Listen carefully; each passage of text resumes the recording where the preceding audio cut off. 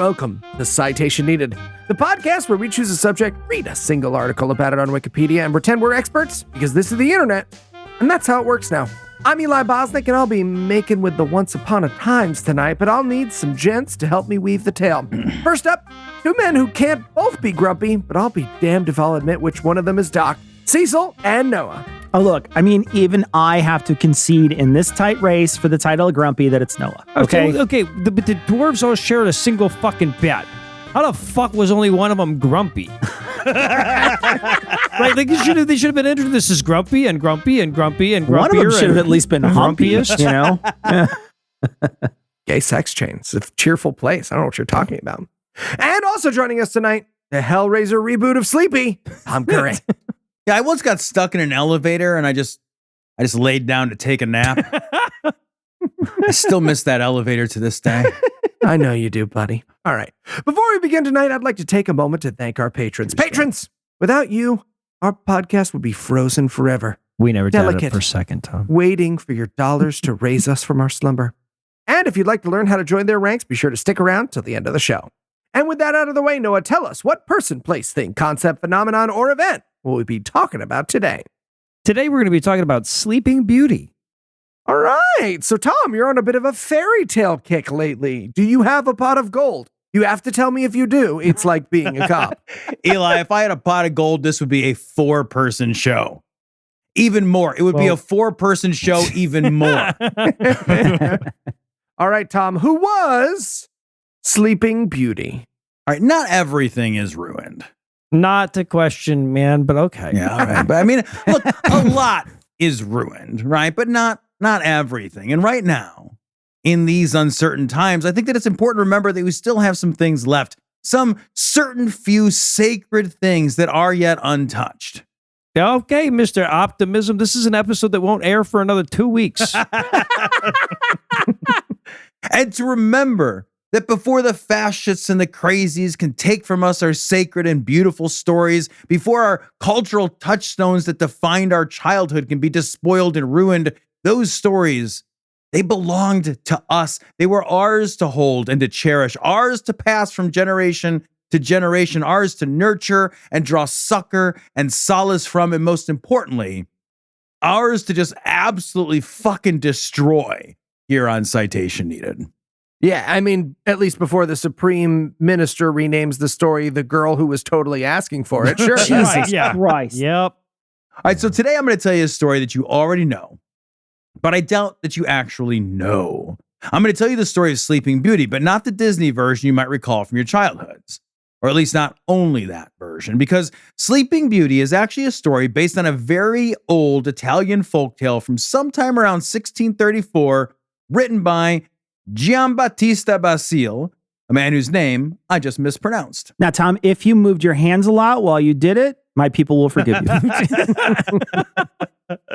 I did. And while I tell you the Hey, with original... that jerk-off motion does not count. Yes, thanks. Oh, so, all right. Then I didn't. But if it's two at the same time, it does. It's Yeah. weird. And while I tell you the original tale, I want you to hold in your mind this idea that someone from Disney found this original story and thought to themselves, you know what? A few tweaks, and this would make a delightful movie for the kiddos. Okay, guys, at the pitch meeting, what do you think about a holiday retelling of Human Centipede, huh? What do you say? I mean, God stretch us, everyone. It writes itself. But do you guys remember the fucking boat scene from Charlie and the Chocolate Factory? That is a dozen years after Sleeping Beauty. It has a fucking chicken beheading and a centipede crawling out of the mouth of a corpse. we didn't stop intentionally seeding children's entertainment with nightmare fuel until the late 90s. Now, before we get to the original, let's begin with the American classic, made forever famous by our not at all sketchy friends at Disney. Our tale here begins in the 14th century when the king of somewhere and the queen of the same somewhere welcome their daughter, Aurora, into the world. And then they have a holiday where all the royal subjects are required to pay homage to the baby princess. But the baby was beginning to be something of an old maid. And so on her christening, she was betrothed to Prince Philip in a political marriage aimed at uniting two kingdoms. Yeah, to be clear, the baby marriage is the most anodyne part of the anodyne version, folks. So buckle the fuck in. Among the well-wishers invited were 3 good fairies, Flora, Fauna, and Merryweather, who is obviously just the other one. Tall. She was tall. Jesus Christ. But the king and the queen neglected to invite Maleficent, a fairy with a spicier vibe. And Maleficent had some serious rage FOMO. While in the middle of receiving magical gifts from the good fairies, in bursts Maleficent, who cursed Aurora with a super weird and very specific time-delayed curse. On Aurora's 16th birthday, she's condemned to prick her finger on the spindle of a spinning wheel and to die.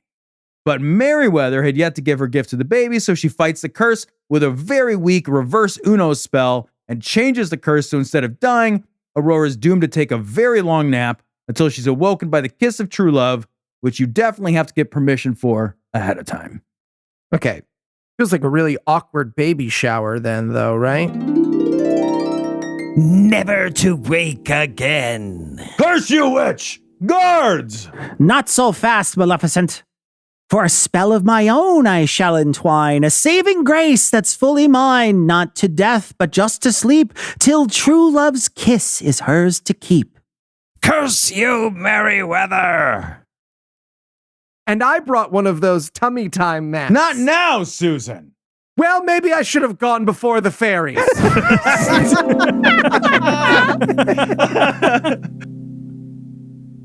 I want to hear the Eli and Noah fairies questioning Merryweather afterwards, right? Where they're like, dude, why not use your spell to cancel hers? Why did you put this weird ass fucking caveat that only a kiss would, like, at least you make it so that any old fucking kiss would do the trick at least. All right, so the king understandably loses his shit. He has all the spinning wheels in the kingdom burned, which is a reasonable impulse given the circumstances, but it also seems like a decade and a half premature. So the 3 good fairies, recognizing that Spinner's gonna spin no matter what, they devise a plan to hide Aurora off-grid and to keep her away from spinning wheels until she turns 16. But I'm going to impose a crushing tariff on spinning wheels now, so... Now, all goes pretty much according to plan for a while. The 3 fairies stop using magic in order to stay under the radar. They raise Aurora without telling her shit about fuck. Until, nearing her 16th birthday, the fairies get excited. Now, all they need is for Aurora to just not touch a spinning wheel on one specific day, and they can be done raising this kid and start being baller-ass magical fairies again and move out of the sticks and get back to their lives. And the whole ask here of this fucking kid is just to not touch this one super specific thing that isn't even anywhere around her and only on that one day, and all is well, and fuck Maleficent and her shitty party foul curse. Okay, but Tom, you've raised 2 teenagers, so you are deeply aware of how fucked they are in this situation, right? Well, yeah, but I mean, the fact that they gave them a date, that makes the burning things, it's an insane overreaction. You handcuff her that day. Right? And the whole fucking thing, and lock the door. Gloves. Fixed. Gloves fix this whole problem. All right, so the fairies are just chuffed to all hell at the prospect of not having to parent this kid anymore, and they decide they are throwing Aurora a sweet 16. And they send Aurora out to get some berries and to sing to the squirrels and shit, which Aurora does, but her aardvark anthems are just too powerful. And Prince Philip, her betrothed from when she was a baby, hears her. And the 2 spot one another in the forest, and they instantly get the big feels. And Aurora invites Philip back to her cottage later that night. And Philip, though technically off the market since he is betrothed to a baby that went missing like dozens of milk cartons ago, nonetheless agrees. A long-distance relationship like that might just suck, but on the plus side, cutting the milk carton and getting a wallet-sized photo of your betrothed is pretty easy. Now, back at the cottage, the fairies are losing their fucking minds. Even though they've had 16 years of practice not using their magic wands, it turns out they're just absolute shit at throwing surprise parties. So even though all the work of the last 16 years is riding on them not attracting the attention of Maleficent literally for just one more day, They bust out their magic wands and they get into a big fucking magical disagreement, and they basically shoot fireworks out of the chimney, spelling out, "Hey, Maleficent, we're here. We've been hiding here the whole time. We just had one more fucking day to lay low, but instead we're shooting road flares at your fucking house." All right, so Maleficent's pet raven, Diablo. Okay, it's kind of sad that I've seen better creative writing on vampire LARP backstories, man. Come on. Diablo spies the none too subtle magical incompetent streamers, and he flies over to investigate just as Aurora tells the fairies she saw one man one time in the woods and she is jonesing for it. At which point the fairies reveal to Aurora her identity and the whole story, which Diablo overhears. And the fairies figure that out despite their worst efforts. The jig is up. They ditch the country house. They hightail it to the castle where they're still going to throw her a sweet 16 because fuck it. That's why. Okay, but one option to extend the subterfuge would be to go literally anywhere else. Okay, but I feel like if running to the castle is the option, then blowing your wand load was especially wasteful, no? So Maleficent knows now where Aurora's at. She appears to Aurora and lures her into a room in a tower where, for magical reasons, there appears a spinning wheel, which the stupid Aurora pretty readily just reaches out and pokes right at the goddamn spindle of, because teenagers will always do the opposite of any sensible thing that they are asked not to do. And she falls immediately asleep, but doesn't die, thanks to Merryweather. Meanwhile, the Noah and Eli fairies are going, just at least admit it's because you couldn't think of anything else that rhymed with weep in the moment, okay? The fairies are pissed. So they take the somnolent princess and they stick her in a tower, and then they're like, fine, if our girl's asleep, the whole kingdom's napping. And they put the whole fucking kingdom to bed. But before they do, they overhear Prince Philip telling his dad about the hot chick he met in the forest who sings to beavers, and the fairies put two and two together. I feel like Heath was their loophole advisor on this whole scheme, man. It's true. He does love to sexually assault women while they're unconscious, everybody. Jesus, It's a big oh my thing. He God, loves it. dude. It's a big fan. Jesus Wow. Christ. You remember when it was just us talking about you ripping your penis off, man? You remember that? He doesn't listen when he's not here. But Maleficent has captured the prince because she also figured out that his face meat held the key to undoing her curse. And then she reveals her pretty fucking awful plan for a Disney movie. The plan is this. While Aurora sleeps, Aurora will not age. So she is going to stay hot as hell.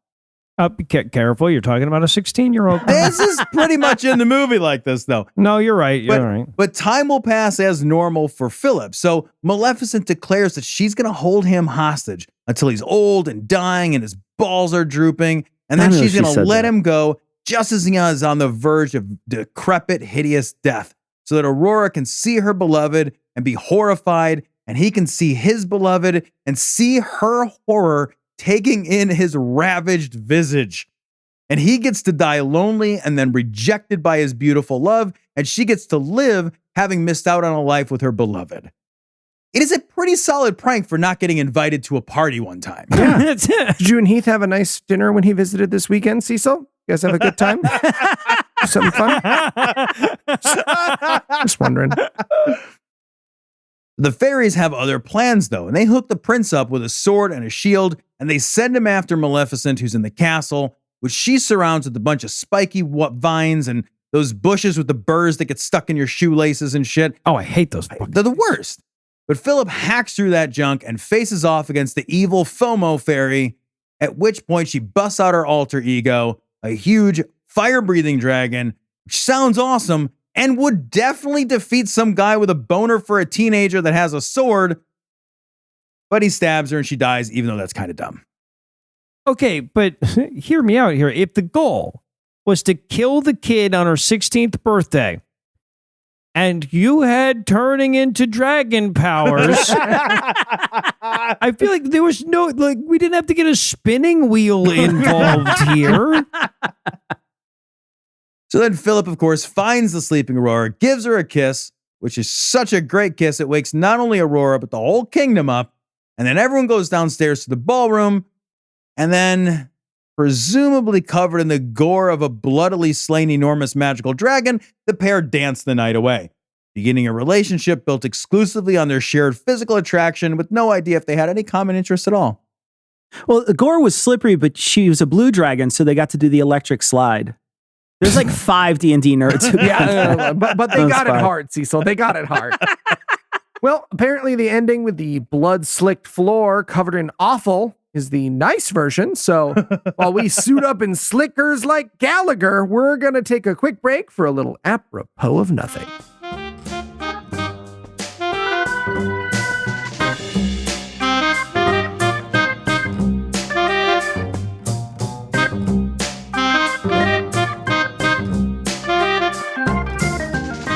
Which is why I hereby command every spinning wheel in the land be destroyed. I'm sorry, Your Majesty. Yes, Vesser? Your thoughts? So if you'll pardon me, I just feel like there are better solutions than destroying the foremost form of government construction of our time. Yes. But don't worry. See, I'm also sending her into the woods with fairies. The same fairies that didn't warn you they had an evil coworker who was going to try to kill your kid if she wasn't invited to the party? Yes.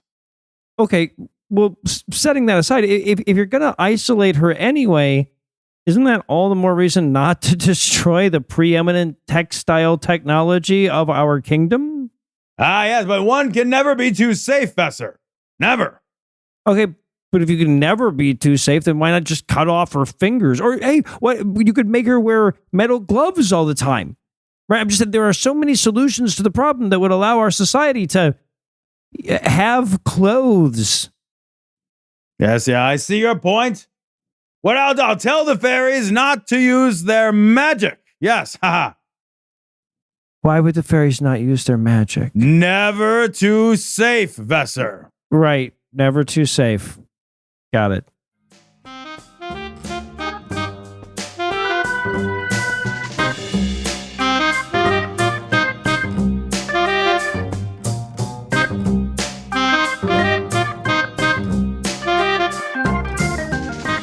And we're back.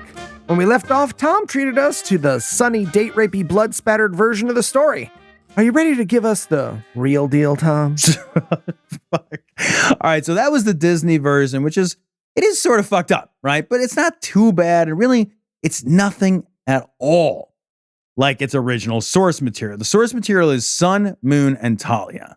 And this also starts with a king having a baby daughter, this time named Talia, rather than Aurora. Now, this king, like any new father, is anxious about his daughter's future, so he sends for astrologers and other such liars to run her horoscope. And then, in a rare moment of agreement, all the liars come up with the same bullshit, that Talia would someday be put in great danger by a splinter of flax. A story which sounds insane, but when in a time that no one bathed and everyone smelled like pickled assholes, a splinter could definitely be a death sentence. Okay, Tom, if you want to stand your ground about medieval bathing habits, you do it, but there's no need to come for Lucinda's pickled assholes, okay?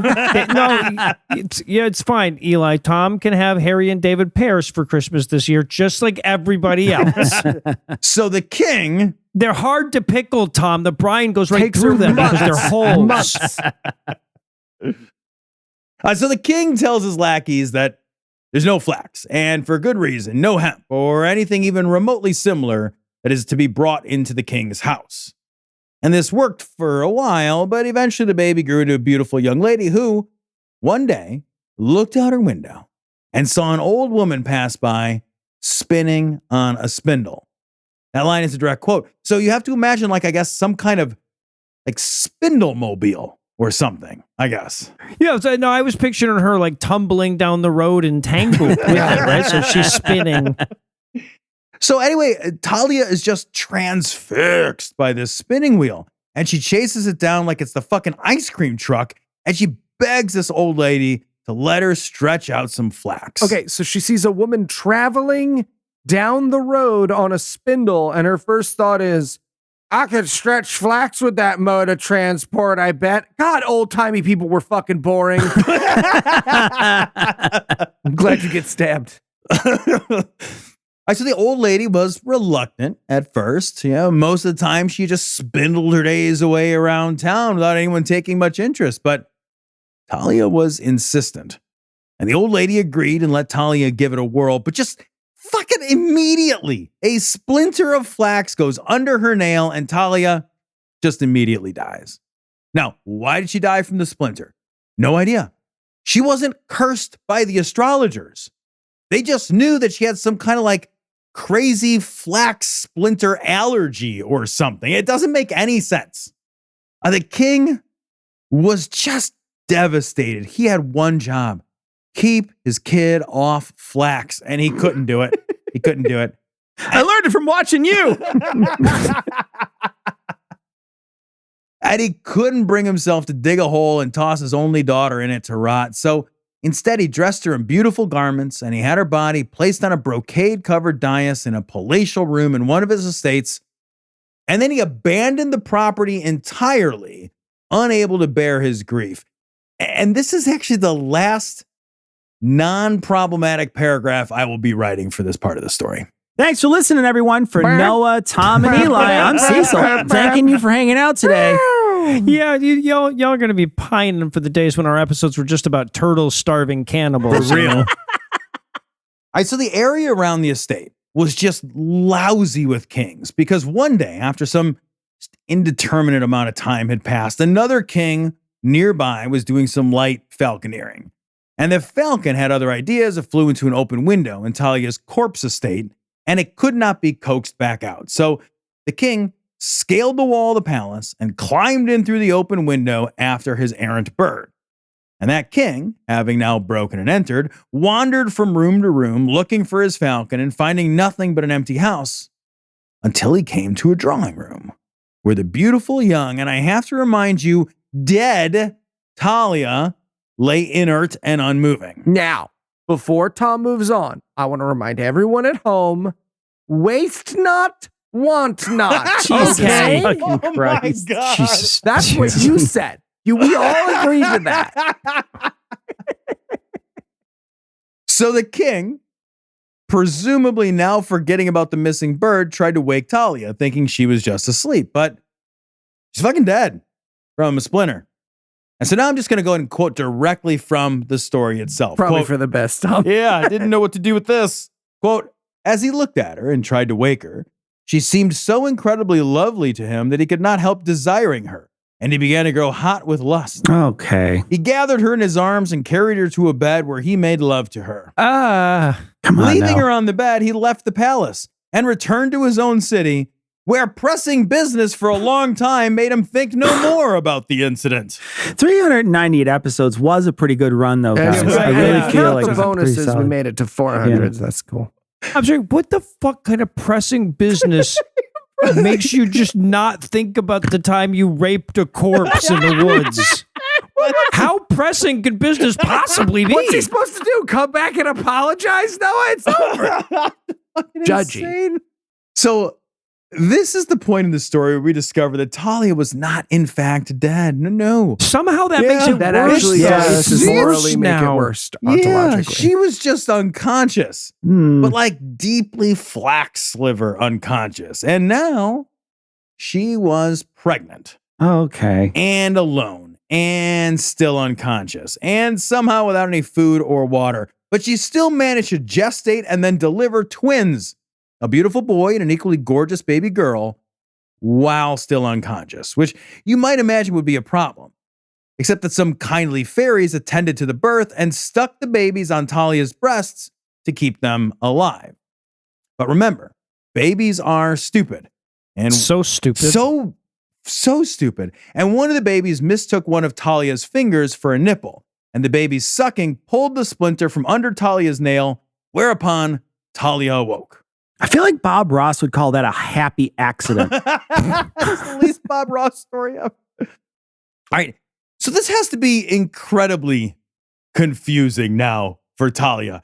In her timeline, the last thing she would remember is touching an old lady's spinning wheel, and now she is topless and alone with a baby hanging off a titty and another one pointlessly sucking at her finger.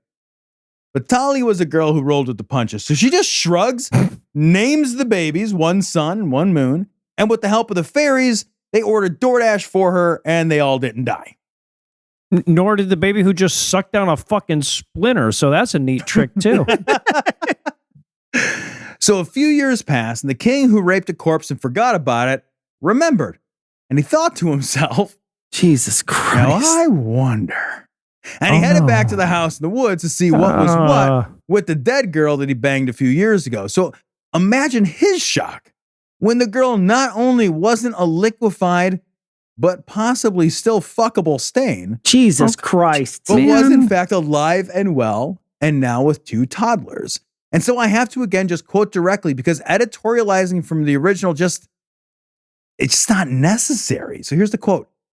He told Talia who he was and what had happened and how she had come to be a mother, all unknowing.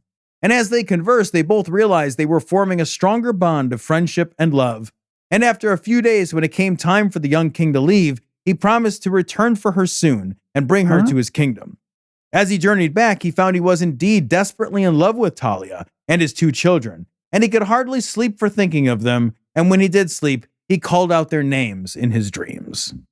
I can relate. I call out to Italian beef sandwiches in my sleep. So Cecil also fucks those sandwiches, so it's all, it's all tricks. Gotta order them. I like them wet. Now, obviously, Talia and the noble corpse-raping king were meant to be, but there was one problem. The king was already married, and his wife was not thrilled with all the yelling out of Talia's name that he was doing in his sleep. So the wife summoned the king's personal attendant, who she knew the king confided everything in, and she made him a deal. She said he could tell her who the king's lover was and be granted riches beyond his wildest dreams, or he could keep his mouth shut and then be killed immediately. This was not a tough choice, and the attendant ratted out his boss pretty much immediately. Well, yeah, I mean, I feel like if your boss rapes corpses, that's going to affect company loyalty. Right? That's just, that's reasonable. The handbook is weird at the Yeah, man. Yeah. The workplace compliance PowerPoint, very strange. Intense. Yeah. Yeah. The king's wife then sent the attendant. I don't feel like there's a right answer on this slide. I'm sorry.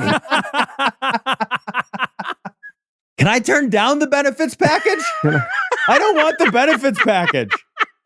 Oh, Jesus Christ. The- How is Sleeping Beauty the worst episode we've ever done? Yes. I don't understand how we You know got what, honey? I love Citation Needed. Let's listen to the Sleeping Beauty episode with the kids, huh? I mean, I know the boys tend to say an F-bomb now and then, but this is a kid's story. I think that we'll all have a lot of. Let's listen to it on the way to your mother's, huh? For Thanksgiving. What do you say? Who wants to sing carols? Am I right, kids? Fa la la la la la. All right, so the king's wife then sent the attendant to Talia with a false note purporting to be from the king, saying that the king missed his children so much and imploring Talia to send the children back with the attendant so the king could love on his kids. Talia was just thrilled at the prospect of a little me time. So she sent the kids off with the attendant and unknowingly into the arms of the king's furious, betrayed wife. I feel like a note asking for consent to take the kids would have been a total tip Right? off. You know, the consent thing, just unbelievable. This is not his style. The queen, enraged at the beauty of the children her husband sired with his mistress, took the kids to the kitchen. She ordered the cook to kill the kids and prepare them as tasty dishes for the king's dinner. And the cook agreed, but only because you do not tell your murderously unhinged boss no.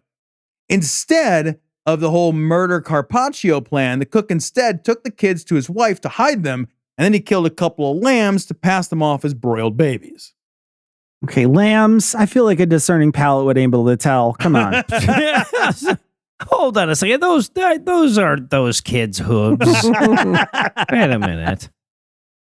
So when the king comes down for dinner, the queen makes a big fuss about having a special meal prepared for him, and he tucks into his meal with great delight. And again, I've got to quote directly here from the original. because it's fucking nuts on like 3 different levels. Quote, her joy knew no bounds, and she kept pressing him to eat more, saying, "You are eating what is your own."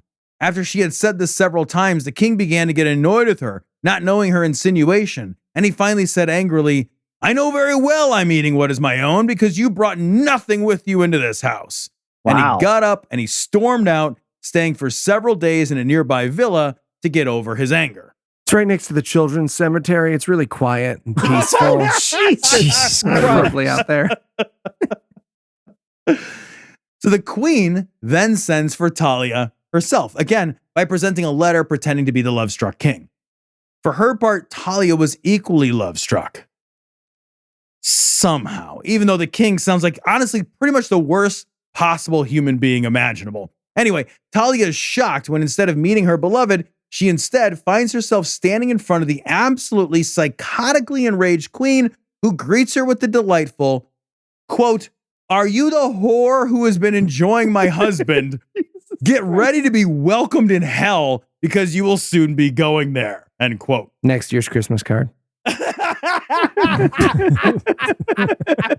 And then, guys, Talia explains to the queen that, hey, I was literally magically unconscious when your husband impregnated me, but this does not move the needle at all for the queen, who commands that Talia be thrown into a fire.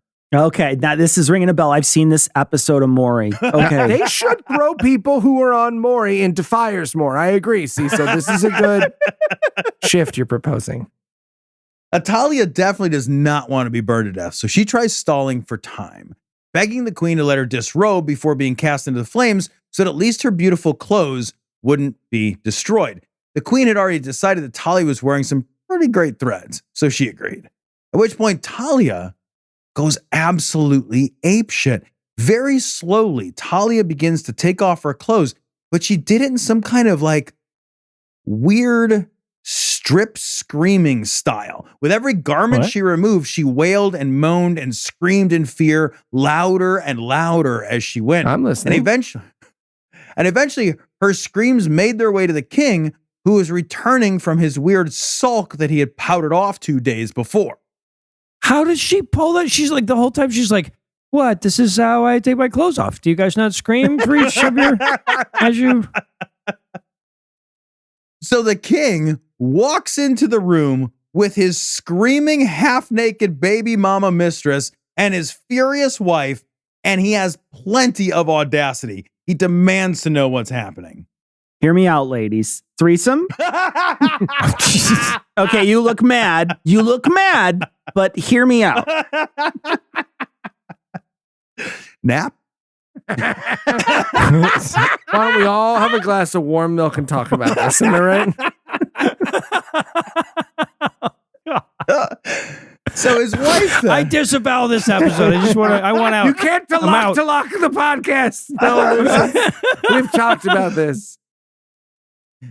So his wife then is like, well, you ate your fucking kids. I'm about to burn your whore. That's what's happening, you two-timing shithead. And now is the king's turn to start weeping and wailing and freaking out. And he cries out, quote, "How could I have eaten my own sweet babes? Why did my very veins cry out in recognition, you venomous evil woman? How could you have done such a dreadful thing?" And then he remembers that it's mud times. He's the king. Everyone smells like shit. And he commands that she be the one thrown into the fire. Gotta throw that in there. And also, same with his personal attendant, who's really fucked no matter what happens in this story. And also, lastly, the cook. Okay, I'm sorry, but given where we are politically as we record this, I don't think we're allowed to talk shit about medieval times know. anymore. Exactly. Yeah. All right, when they dragged out the cook to chuck him into the fire last, the cook cried out that this was some bullshit. The kids were alive. Maybe ask questions before just throwing people into fires. And the king, buoyed by the idea that he might not have eaten his own children, allowed the cook to go and fetch the very much alive kids. The king lost it again, but this time with joy, and he hugs and kisses the kids. He rewards the cook. He marries Talia. And the story then ends with this line, which, fucking yikes. This is the end of the story. Quote, "The person who is favored by fortune has good luck even while sleeping." What the fuck? Because this is a story of Talia's good luck. And if you had to summarize what you learned in one sentence, Tom, what would it be? If you're worried about the future, just remember the past was, if not worse, not better. Yeah. I don't know. You ready for the quiz? Sure. Last one. All right. Tom, what movie borrows heavily from this fairy tale? A. Sex, Paralyze, and Video. Fantastic. Dude. Oh, no. At 2, Cecil. B. Birth of a Hibernation. Oh, C. God. Predator. Or D. Good. Air Force One. Yeah. You gotta Air read that one. You gotta Force read that One. one. Yeah. Air, it's H. Air, H-E-I-R. That's great. Yeah. All right, I've got a question for you, Tom. Why did you make me know this? You win. Hey. You win. It's revenge for always taking for me always talking to Cecil about football before the records. Yeah. B, it's revenge for making you know about Etruscans. Or C, because Joy is dead, and the sooner we embrace that, the better off we're all going to be. All of the above. Yeah. Yeah. All right, Tom. It's obvious that Sleeping Beauty is not a good name for this story. What should it have been called? A. Sleeping Booty. That's actually good. Someday my prince will come. The Tumblr perverts get that one. C. Diddler on the Roofie. Or D. Diddler on the Roofie is so good too. Or D. How to Snooze a Guy in 10 Days.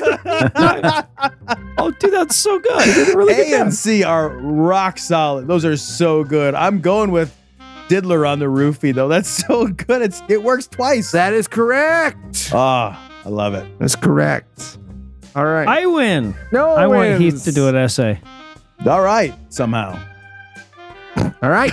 Well, for Noah, Heath, Tom, and Cecil, I'm Eli Bosnick. Thank you for hanging out with us today. We'll be back next week, and by then, Heath will be an expert on something besides reattaching his penis to his body. Between now and then, you can listen to our podcasts in all the podcast places. And if you'd like to keep this show going, you can make a per-episode donation at patreon.com/citationpod or leave us a 5-star review everywhere you can. And if you'd like to get in touch with us, check out past episodes, connect with us on social media, or check the show notes, be sure to check out citationpod.com. You wanted to see me, Your Highness? Yes. Tell the people they can make spinning wheels again. That bad fairy just summoned one, and my daughter totally got stabbed on it. Oh my God, the fairy can summon spinning wheels? Well, yeah, I mean, she's a fairy, of course. Well, then why did... You know what? It's fine. Yeah, fairies do magic, man. It's No, I know that fairies do magic. seems like you don't.